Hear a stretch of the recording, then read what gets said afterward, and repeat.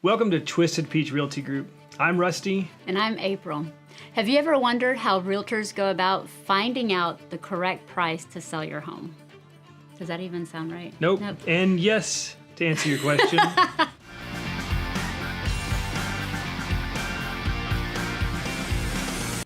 April, I've always been curious, even before you asked me what video we should do today, how a realtor actually prices a home to sell. Like, is there some magic formula you guys use? Is it just a random number? Like what do you guys do? Does it fall like manna out of heaven? Maybe. Is there like a slot machine and you just... You win! It's a lot like that, yeah. Well, Not at all. So, first of all, let's start with how you don't price a home. okay. So we're going to do the whole do's and don'ts Yeah, of pricing a home. that's right. And then you're going to start with the don'ts. I'm starting Okay. with the don'ts. Cool. That's right. Lay it on me. So first, when you are pricing a home and you're kind of going through the process of selling your home, a lot of people interview agents, which is amazing. Good thing to do. The one thing to be wary of is the agent that quotes you the highest list price. Promises you the world. Yes, exactly. We're all looking at the same data. So and some of us study the data a lot more than others. So I'm always wary of an agent going in and giving the highest list price possible. Just to get the deal. Just to get the deal. Yeah, Just to get the okay. thing. Because the reality is when you overprice your home, you don't even get the best offer you would have gotten because you're always chasing the market to wherever it's going. Okay. So that's number one. All right. What's number two? To take the online evaluations kind of with a grain of salt. So there's validity in some of the algorithms that they're using, and they're getting better and better. They use tax records. They use the past sales in the area. However, they even say to not use it as an exact science. They even say this is not an appraisal because there's not been an in-home valuation done. So you know that they know it's just a starting point. They even say that on a lot of their websites, this is just a starting point because your house could have unique upgrades. Some of those sites allow you to put in your upgrades that you've done to your house. Some of them have started looking at the pictures of homes to figure out the condition, like if it has granite or if it has different types of hard top surfaces in the counters, things like that. However, they haven't been inside of your home, so they don't know if there's power lines running past the neighbor's house way over there, and that's why they got the price. So a lot of times they weave all that into the algorithms, so it's not as accurate as it is when you actually go into somebody's home and you look at the condition and you see that the cat tore up some of the carpet there. A buyer's going to see that, and a buyer's going to discount a certain amount of money in their head. So we got to adjust for it or repair it. So online quotes are just a good starting point. Yeah, Could go up or down. Could go up or down. Just depends on what's sold in the area. Also, an agent's going to know a little bit more about what's happening in that market, the hyper-local market. Like, what are the new stores coming to town that might drive more homeowners out that way, or what's happening in the school district. There's just little things like that can affect a home price and where it's going. Number 3 is a biggie. This is people feel the value of the home they've been in because they have an emotional attachment there. A lot of times they've raised their families there, all the good things, the upgrades that they've done, that they've enjoyed. So you can't price it based on those feelings. You got to use facts. Makes sense. That's probably the hardest thing to do. It is. I think it is the hardest thing to do. Separate how much you love a house from how much somebody else is actually willing to pay and the for value, you have your own value of what your house is worth, but the buyer's the one buying it, so it has to be valuable to them. Number 4 is based on your don't determine the value of your home based on a dollar per dollar upgrade or improvement or landscaping that you've done in your house. So if you put 20 grand of landscaping into your house, you're probably not going to get 20 grand back out of it just for the landscaping. So let me throw in a question here, because I have always heard this, that some things you do, like maybe landscaping and different things, maybe aren't going to tip the scale up a whole lot. What improvements can you do that will give you the most bang for your buck? So when you're working with buyers, you kind of see their eyes light up in certain parts of the house. And when I'm working with buyers and we're walking through, I see their eyes light up when they see a really well done kitchen. That's open concept. It's like they almost can see their family sitting around the island, chatting and talking. They can see it. You can see the look on their face. They're like, ooh, this is gorgeous. This is so pretty. And it's got the trendy colors. That's what buyers see is kitchen, and then they see the master bath. Because as the homeowner, that's where they're going to go and relax, take a bath, shower, get ready in the morning, prepare for their day.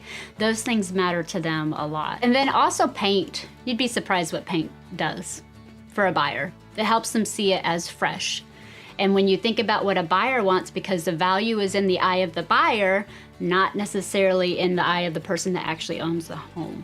So number 5, don't think that you have to do every single little repair in your house to get it sold. See, that's what I would think. If we were going to sell our house right now, I would be like, oh, I've got 6 months The list is like, worth of repairs to do. Yeah, you don't have to. The way the big companies do it, that are investment companies, they come in, they tell you what they know it could be worth when it's repaired. They subtract out all the repairs that need to be made to get it up to that value, and that's the price they give you.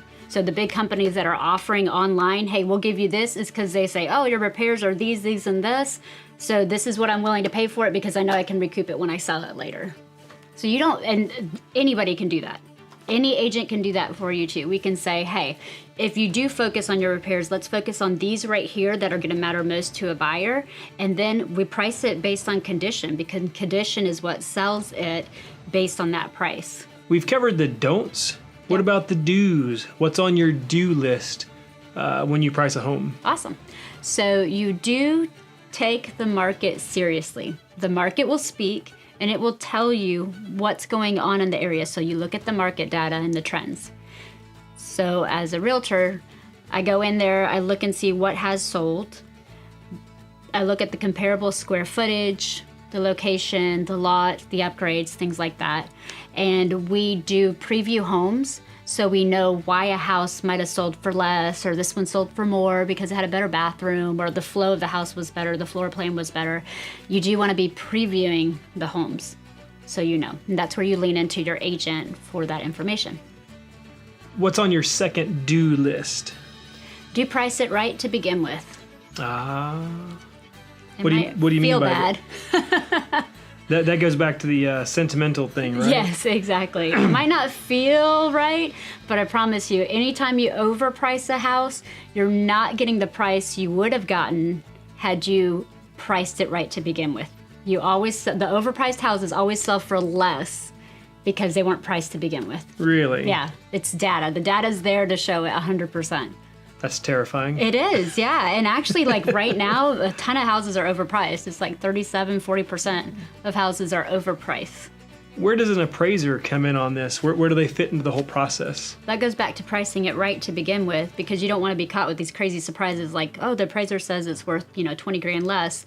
So you want an agent that's pricing it right to begin with, so there's no surprises there, because an appraiser does go back and look and see what the market's saying. They look at where the market's going, and they look at the comparable sales, the things that are similar in nature. I feel like the next item on your list might be more of a mindset.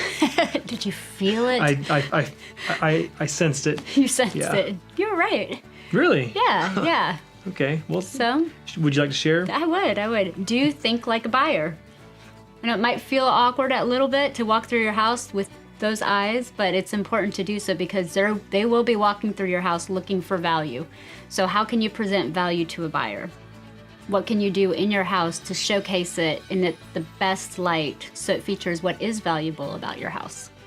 Makes sense. All about how they're going to look at your house, not how you feel about it. So in the pricing piece of it, you want that price to match what the value that a buyer will feel walking into your house. What about the next thing on your do list? On the do list, another one, it has to do with pricing, so you have a gauge for where what buyers are looking at and what you're competing against, you do want to visit a model home in a new construction nearby. So you have a general idea. Buyers are going to be looking at it already. So you need to know in your own home, how do you stack up against that? And if you're super far apart, then your price needs to be different. It just needs to be different. That's a new home. Yours might not be that new. So you need to make adjustments for it. So when you're thinking price, go into a new model home and see what it looks like and see what they're charging for what they offer and how that could affect your price for your home. It could be a positive thing. Do you have one last tip you want to share with the class before we wrap it up? Okay. Do take in consideration how a buyer does their online searches based on their price. So buyers would look like at $250 to $275 or $300 to $350 or $325. So you wouldn't want to price it at $320 because then you're missing all the buyers that are searching from $325 to $350. Okay, so that makes sense. So you want to kind of consider the groupings of numbers, the $25,000 range or the $50,000 range, and figure out who above or below that you want to kind of target. Yeah, that's how it works. Okay, that makes sense. I think we've covered the do's and don'ts of pricing a home. Yep. So if you have any questions about buying or selling a home in the metro Atlanta area, call me.